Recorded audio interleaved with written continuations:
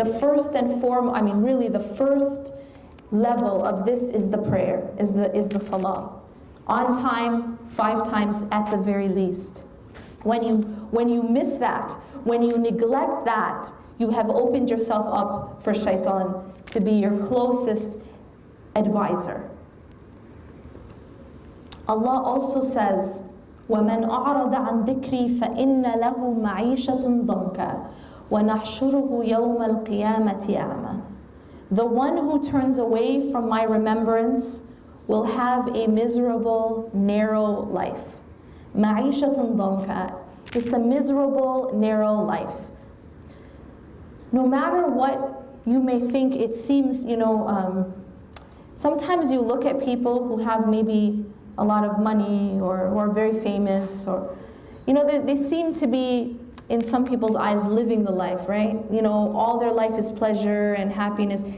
That is a complete illusion, because the truth is when you are away from the remembrance of Allah, when you are far away from Allah, that's actually the most miserable state to be in.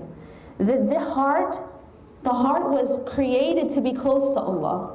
When you take the heart away from that, you're moving it away, you're contorting it to something that a situation it was never intended to be in.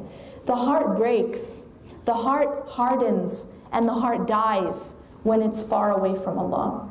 That's a miserable life, the life that's far away from Allah subhanahu wa ta'ala and His remembrance. And rather the fruits of His remembrance, Allah says, أَلَا بِذِكْرِ اللَّهِ تَطْمَئِنُّ الْقُلُوبُ.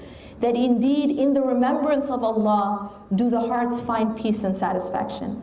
And truly that's the only true peace and satisfaction, is in the remembrance and nearness to Allah subhanahu wa ta'ala.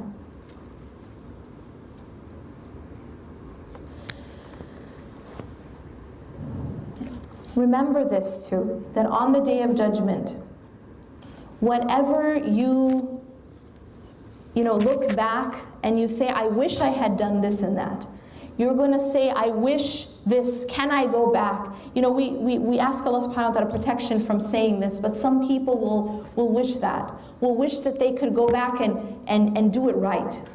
But that won't be allowed. We can't go back and fix it once we've left this life. And it's at that time that Allah says that people, يَوْمَ يَتَذَكَّرُ الْإِنسَانُ وَأَنَّى لَهُ الذِّكْرَى. That at that time, Allah tells us in Surah Al-Fajr that at that time, mankind, we will remember at that time, وَأَنَّى لَهُ الذِّكْرَى. That how will His remembrance help him then? How will remembering then help you? You need to remember now.